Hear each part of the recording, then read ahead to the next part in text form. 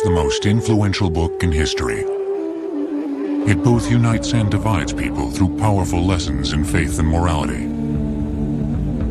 But the Bible is equally appealing to a legion of archaeologists searching for the roots of civilization.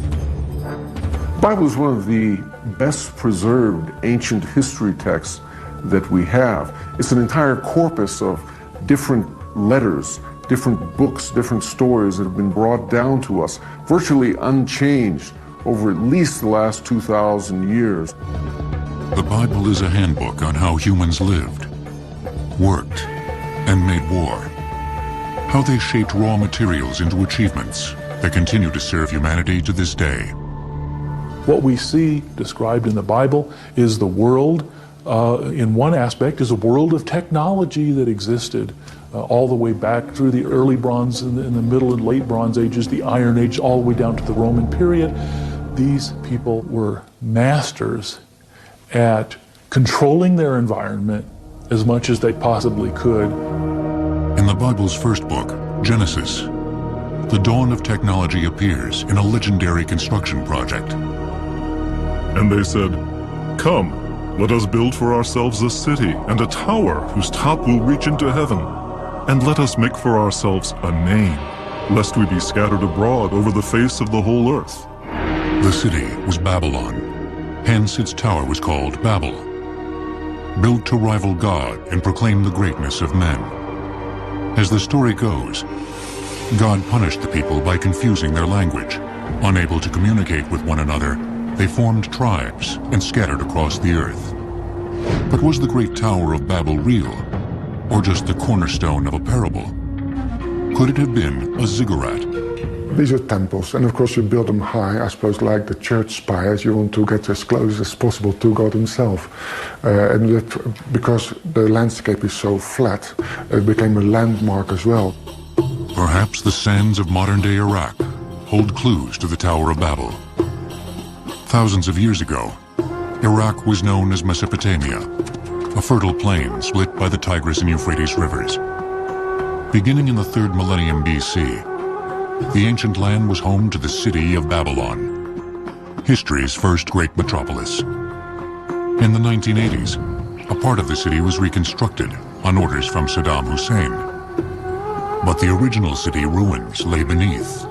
It was here that archaeologists found the base of a ziggurat dedicated to the god Marduk. It is believed by many to be the Bible's Tower of Babel.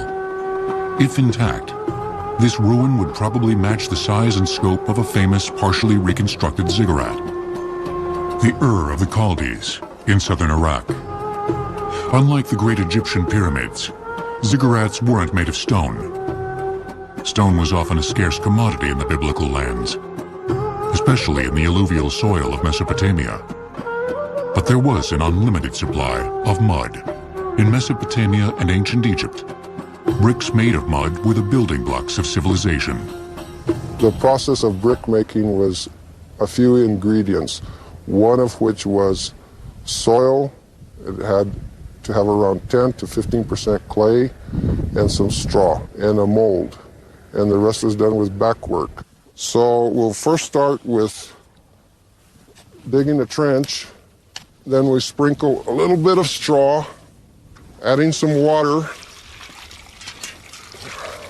Next process is to mix mud. The sand acts as a filler.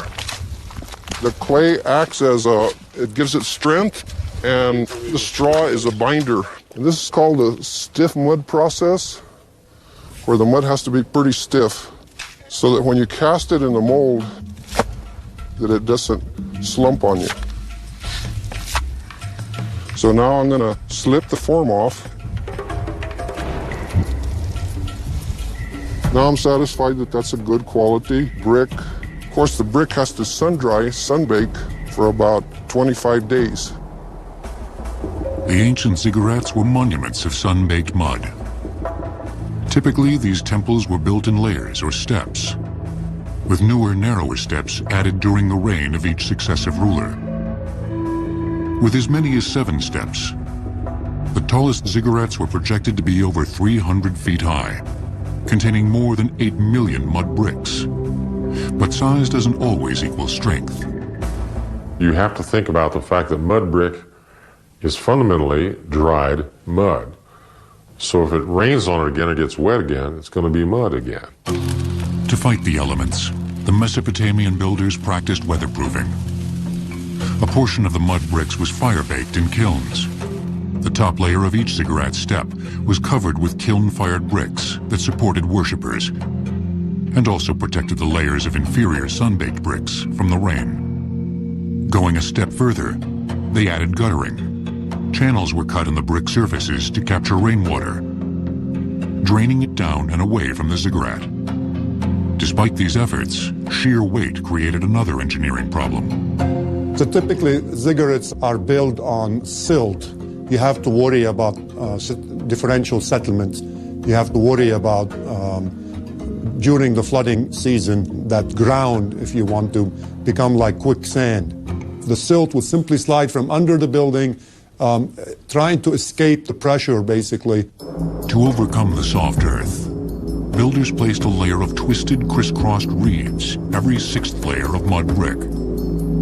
And the idea there is this would be like reinforcement, if you want to, force when the ground gets wet and the foundation gets weakened, that the structure won't lean in one direction and fall down.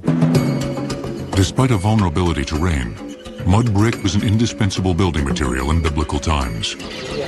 Today, it's valued in areas like the American Southwest.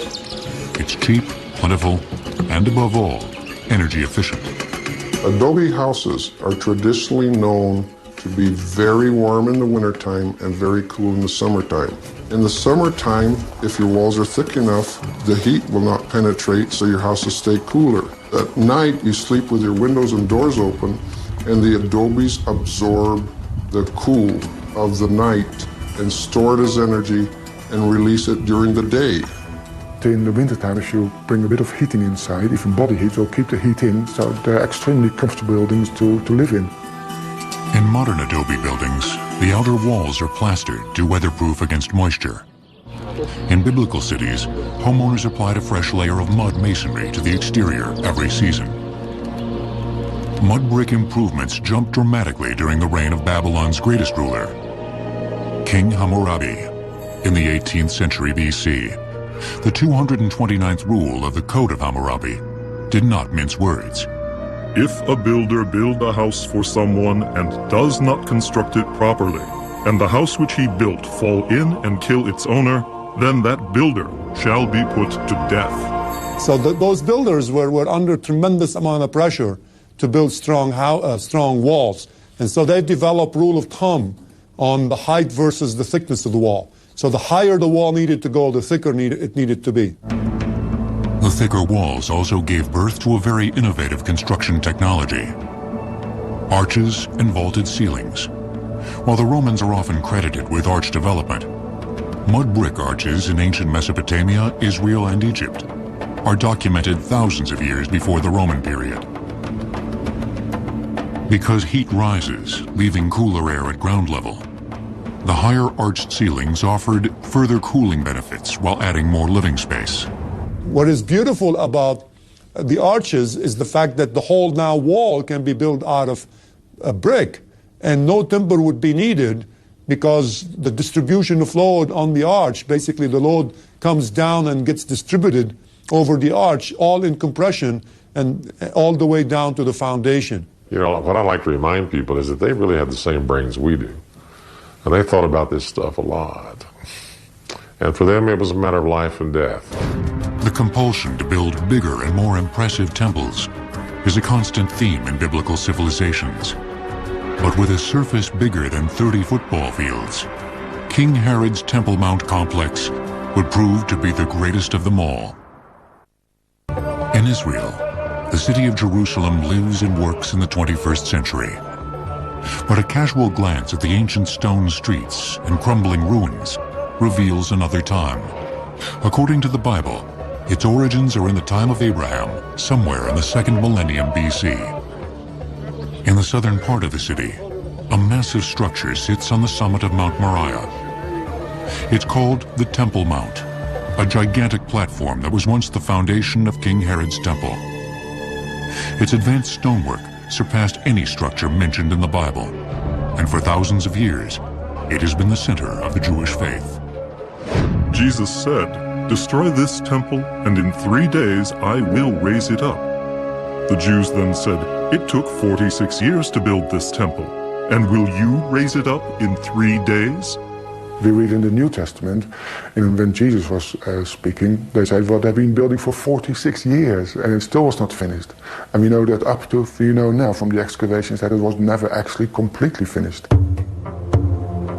The Temple Mount is also a holy place for the followers of Islam, who call it Haram e-Sharif, or Noble Sanctuary. The Prophet Muhammad is said to have ascended into heaven from a rock atop the mount in 632 AD. His Muslim followers built a mosque called the Dome of the Rock above the presumed holy site. Today, Muslims control the Temple Mount. So you get two different nations, as it were, two peoples that lay claim to the same spot, which is for the Jews, of course, the most holiest spot there ever was. According to the Bible, the first incarnation of the temple was built under King David's son, Solomon, in 967 BC. The temple stood on Mount Moriah for 381 years, until it was burnt to ashes by the Babylonians in 586 BC. Herod the Great was king of the Jews from 37 to 4 BC. The Bible describes Herod as a cold, oppressive ruler, hated by his subjects. So Herod set out to win the love of his people. He would rebuild Solomon's temple on a scale never before imagined. In 21st century Jerusalem, piecing together the puzzle of Herod's temple is a political nightmare. For years, the mount was under Jordanian control, and archaeological excavation was strictly forbidden. After the Six-Day War in 1967, archaeologists were finally granted access to areas adjacent to the Temple Mount. Over a 10-year excavation period, the mystery of its construction began to reveal itself in the massive stones. In some areas, they found stones that are as much as 42 feet long, 11 feet thick, 14 feet high, that weigh 600 tons. And those stones are at the bottom, at the base of these retaining walls. The Temple Mount was built to level the top of Mount Moriah and provide a huge podium for the temple complex. The mount itself is a rectangle measuring 1,600 feet by 900 feet, an area the size of 30 football fields. In excavations beneath the sacred Western Wall, archaeologists found that the wall originally equaled the height of a 9-story building. When you come to it, you're absolutely surprised, first of all, by the sheer size of the temple and the Temple Mount, which is absolutely colossal. It was one of the largest buildings in the world. The largest pyramid in Egypt, the Giza one, will fit 2.5 times on the Temple Mount. The plans for the Temple Mount relied on state-of-the-art technologies circa 1st century BC. Drawing on the geometry and mathematics of the Greeks and the stonesmithing and engineering of the Romans, Herod brought together a construction team unrivaled in history. He had master builders, architects, engineers from Greece, from Rome, from his own people there. He sent emissaries to Egypt to study the way they did things there, how they moved stones. So he had lots of labor, he had lots of technical support, and he had material. He had the whole mountain of limestone. Herod's building material came from his own backyard. Moriah was a mountain of limestone. By locating the quarries adjacent to the construction site, the logistics were ideal. But the massive building blocks had to be extracted from solid bedrock. Herod's quarrymasters took advantage of the limestone's horizontal layering to make blocks. Much like a birthday cake, the layers in the rock create natural separation seams. You mark out the size of stone you want, And then with pickaxes, they dig channels all around, on three sides, around the size of the stone you're going to cut out, going down about 4 feet, the height of that bedrock layer. In two of those channels, at right angles, they hammered in dry wooden beams, then poured water over the dry wood, which then expands, and wood can expand with such a force that the stone was actually forced out of its bedrock place, and then the stone is free. As a precaution, Herod had the craftsmen shape and finish the blocks before they left the quarry. By preparing the stones in advance, before he leveled the first holy temple site, Herod assured his people that the new temple was no hoax. The real proof was the thousands of finely shaped and decorated stone blocks. And then as you get a block out, then they would finish the blocks by grinding them with harder stones, or chiseling them with harder stones. Once extracted and shaped, the heavy blocks had to be moved. Smaller stones were loaded onto wagons, but oxen pulled the heaviest blocks over wooden lubricated rails.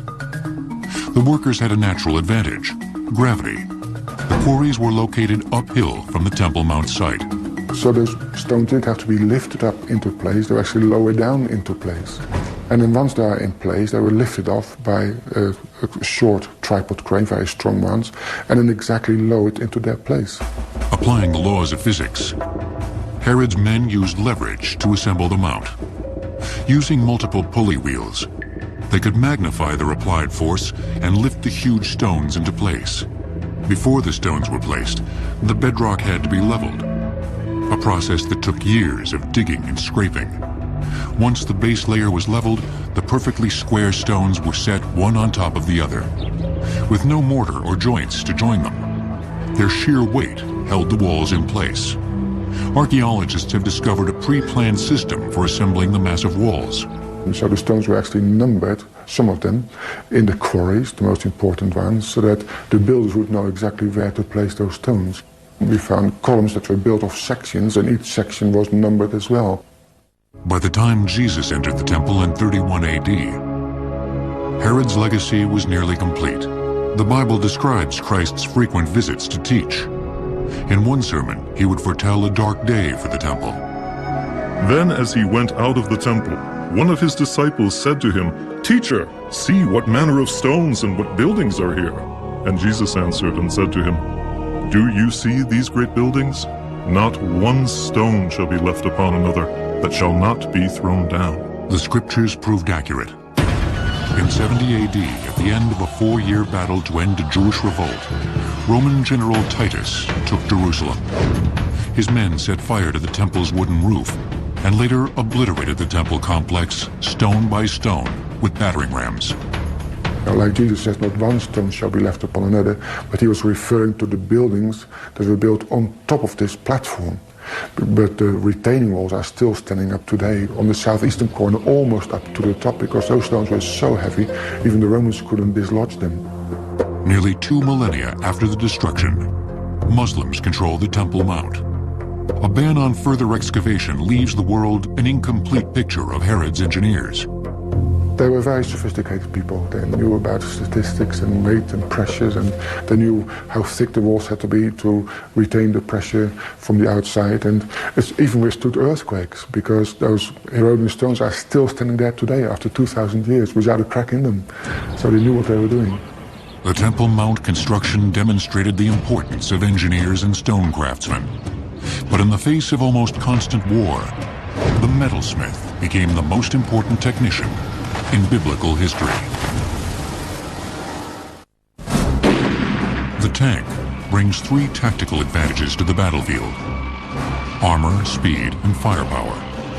These machines are modern, but their forerunners can be found in the pages of the Old Testament. A chariot is an overwhelming instrument of warfare. If you have a whole platoon or a whole group of chariots coming at you at one time, you can imagine the overwhelming terror that it might inspire in the infantry. The workmanship of the wheels was like the workmanship of a chariot wheel. Their axle pins, their rims, their spokes, and their hubs were all of cast bronze. Chariots were basically mobile firing platforms. Early models were built light for speed and ease of disassembly. The heavier chariots favored by the Romans traded speed for stability, protecting them and offering a more reliable firing platform. The earliest biblical references place the chariot in ancient Egypt. The Egyptians were masters of chariot technology. This was evident when Tutankhamun's tomb was discovered in 1922. The tomb's anteroom contained 4 disassembled chariots in near-perfect condition. These 14th century BC vehicles confirmed an advanced knowledge of wheel design. One of the things the Egyptians recognized is that the number of spokes on a wheel made a difference. Where an Egyptian wagon might have 4 spokes, a chariot, because of its speed and because of the weight that it carried, might have, and usually did have, 6 spokes. They were pulled typically by 2 horses, and they were built only for one thing, for speed. They were not fortified, they were not armored. Their speed was their weapon. The light wheels were strengthened by iron rims.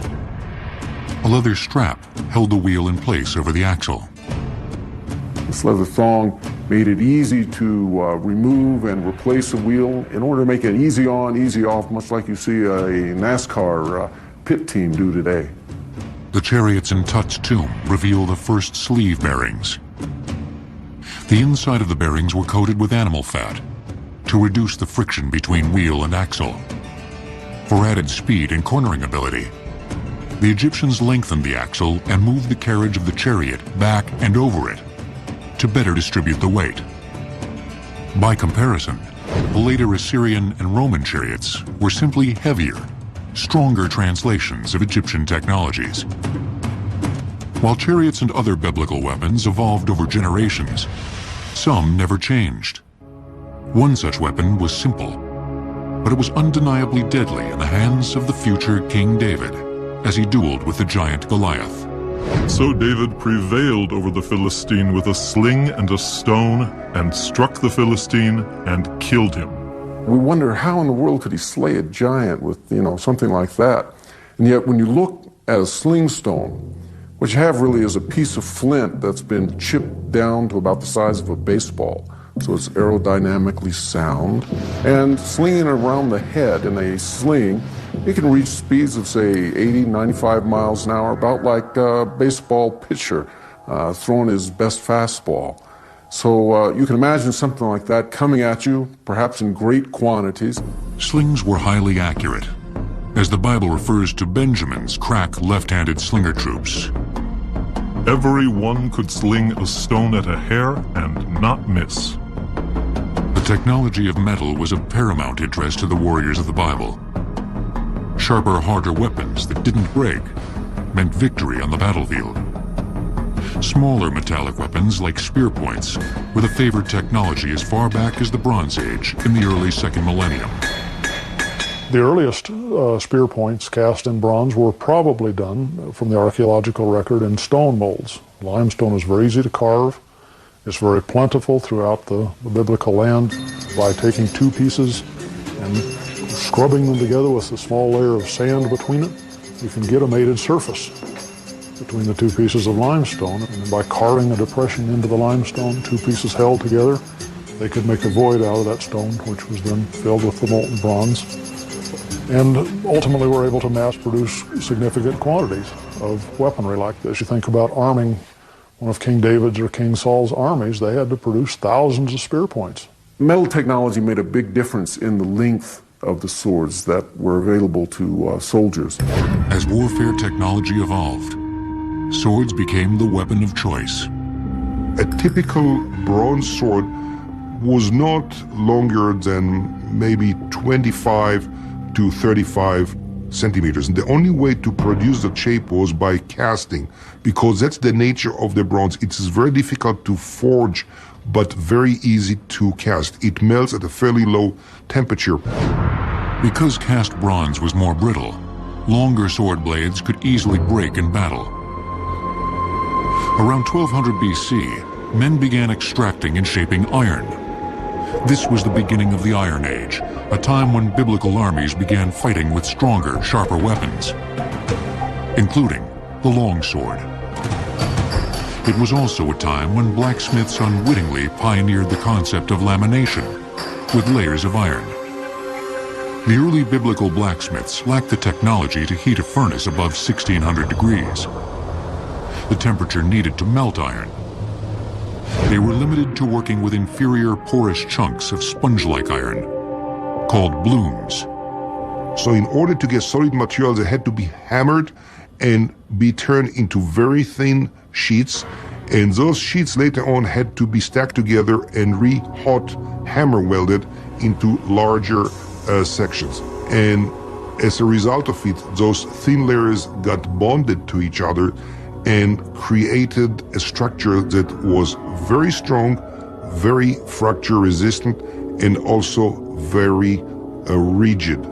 Layered iron is stronger than one thick layer iron for the same reason that plywood is stronger and more rigid than wood plank.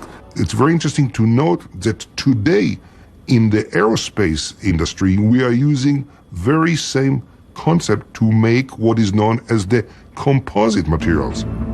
Iron Age weapons gradually became stronger and more deadly.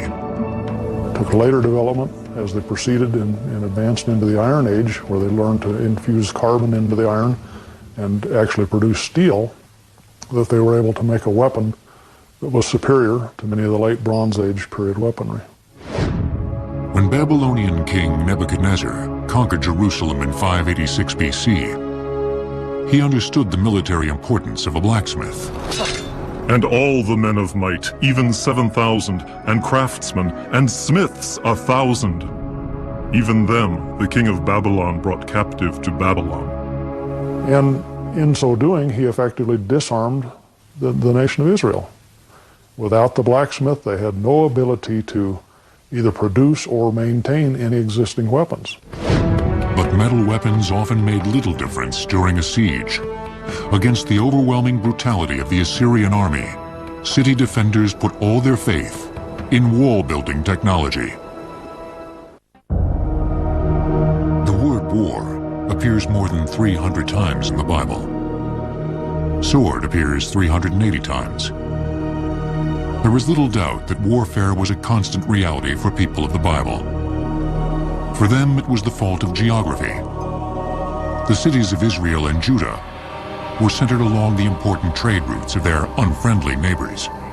They were surrounded by big and very mighty empires. The Mesopotamian empires on one end, on the east, the Aramean empires on the north, and the Egyptian empire on the south. And in order to stay independent, they had to be able to fend off the armies of those empires. So by doing so, they had to develop and erect very, very robust and very strong fortifications. For the small city-states, all resources were invested in the technology of wall building. Strong outer walls meant survival. Some of these walls could easily be up to 15 meters high.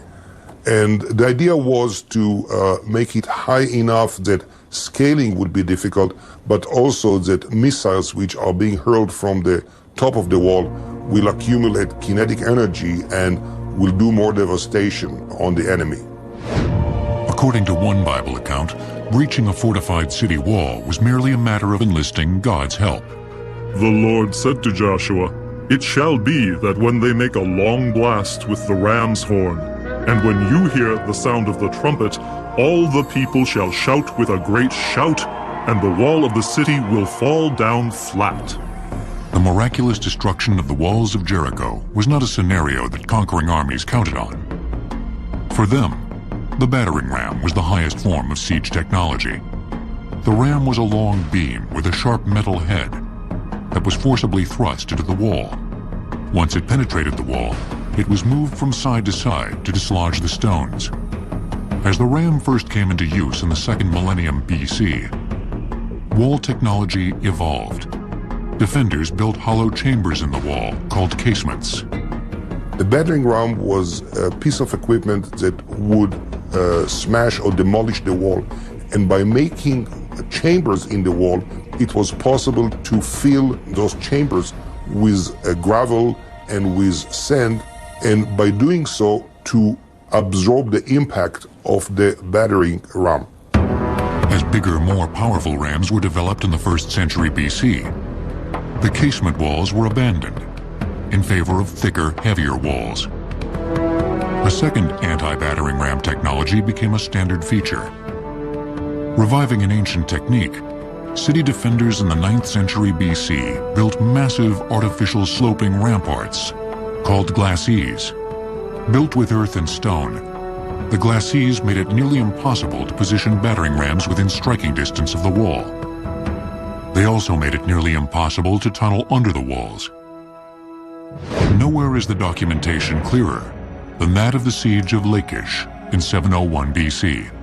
Lachish was a Judean city south of Jerusalem that was attacked and conquered by Assyrian king Sennacherib. In 1849, archaeologists excavating the king's palace found a room that chronicled the history of the siege of Lachish. A series of stone reliefs are an amazing diary of a bloody siege.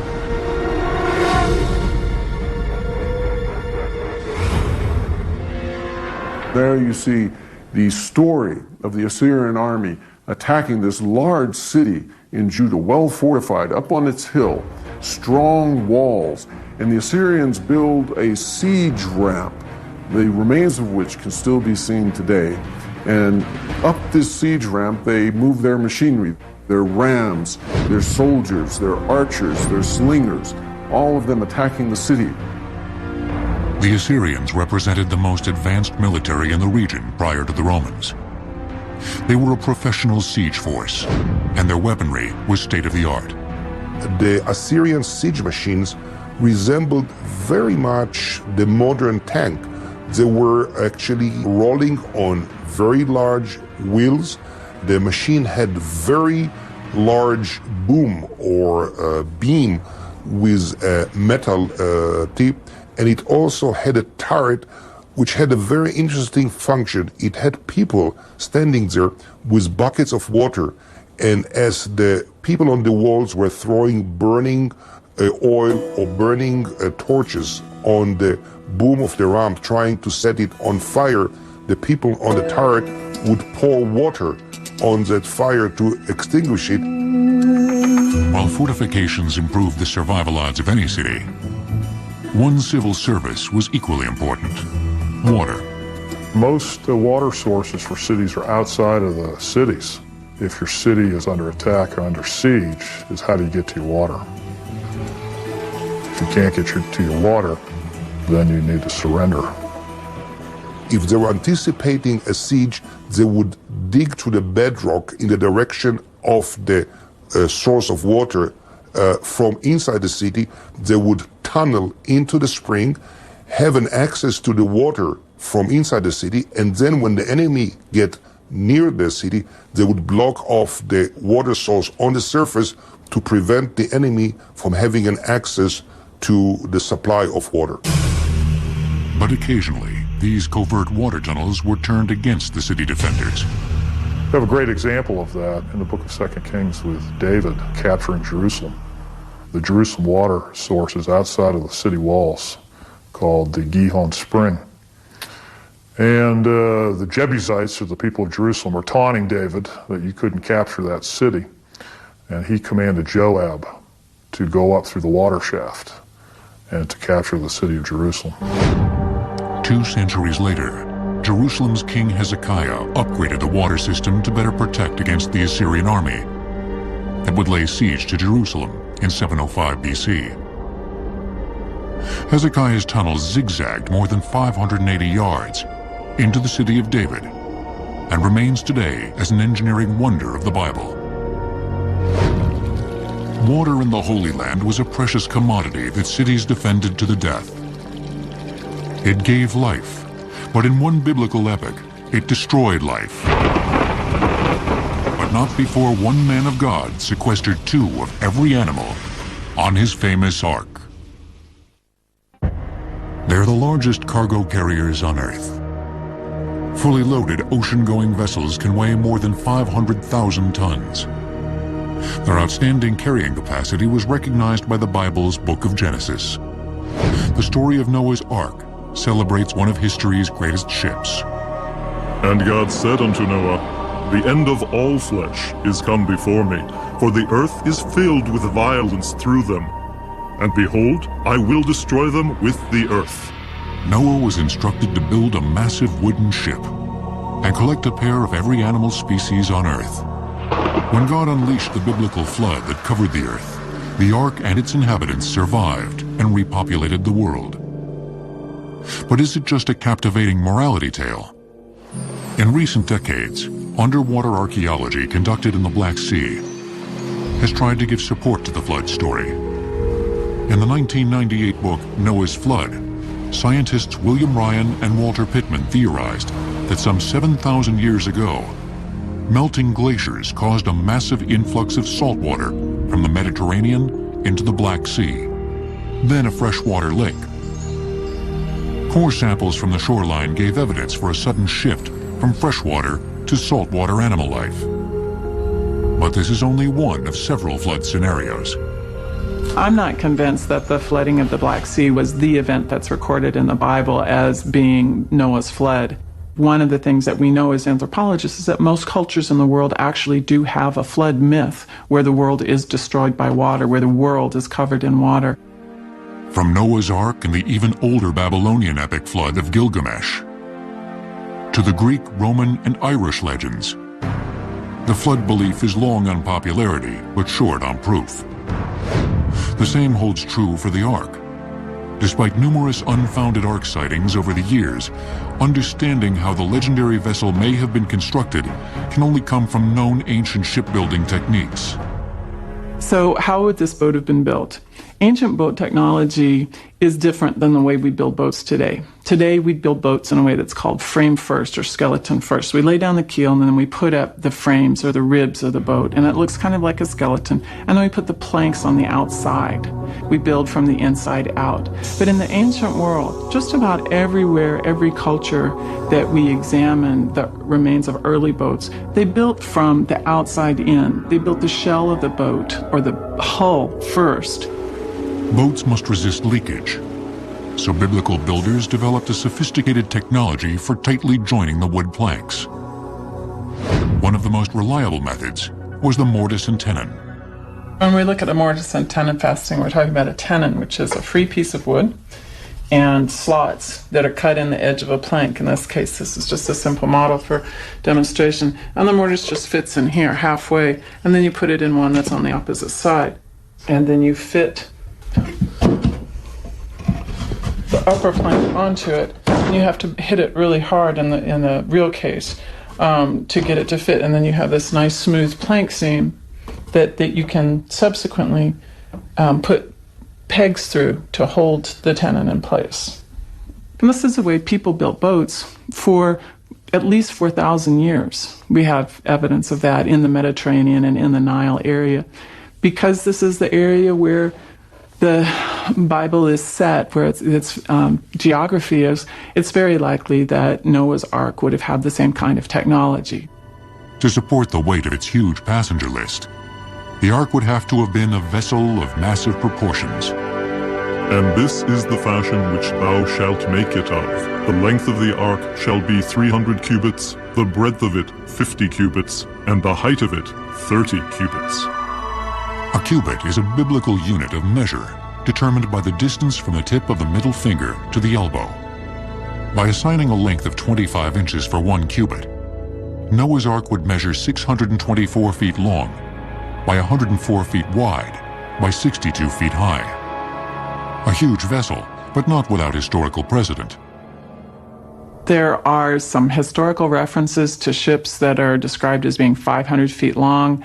One of the things that we know the Egyptians did was to transport obelisks on wooden boats. And the pharaoh Hatshepsut, who was a queen, described about 3,500 years ago the boat that she had built. And the boat that she built to carry 2 obelisks is one that would carry a 747 loaded with 40 elephants.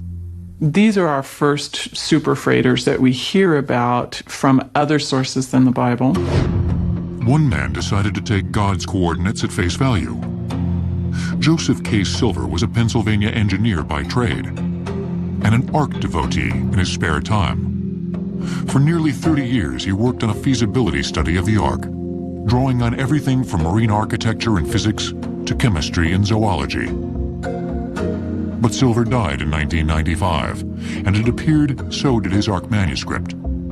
Shortly after his death, family and friends began piecing together his notes, and in 2000, submitted them for review to Ed Shearer of Shearer and Associates, a nautical engineering firm. I decided to take it up and figured I could spend 5 minutes on it, shoot a bunch of holes in it, and send it back to the gentleman. After several hours later, I was very involved in it, looking up requirements and standards from the United States Coast Guard, from the American Bureau of Shipping, from the International Maritime Organization, these type of organizations, to try to refute what Mr. Silver had come up with. And basically, his concept of the Ark fit all of the requirements. Silver's Ark would have been among the largest vessels ever built. The rule of thumb is that ocean-going barges have basically a length-to-depth ratio of about 15:1 or less. The Ark actually met that criteria at being about 40 feet deep to as we call it, the strength deck on the Ark, with the 627 feet long.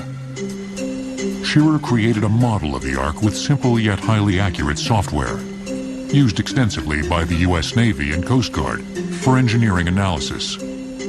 We determined that the Ark had basically adequate stability to encounter waves of various heights in accordance with Coast Guard criteria. There was really no excess bending moments in the Ark. It would float fairly level. It would float without a lot of stress in the hull, so we figured that the structure of the Ark was adequate. Was it divine inspiration or just wishful thinking?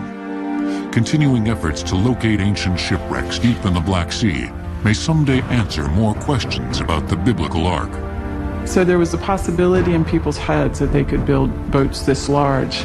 It's only been about 45 years since the first scientific underwater excavation took place, and so we're still stretching our wings. There are expeditions all over the world, though, that are looking in deeper waters, looking deeper under sediments for ancient ships, and trying to really unlock the keys to the ideas people had in their minds about ancient technology. As marine science and archaeological excavation takes us to even greater depths, the good book will continue to provide the historical context. And so archaeology goes hand in hand with the biblical text to show us how life in those days was overcome and the necessity of life was met through the people of the Bible. As we unearth more evidence of ancient capabilities, archaeologists will continue to search for important clues in the pages of the Bible, one of the greatest records of human technological achievement in history.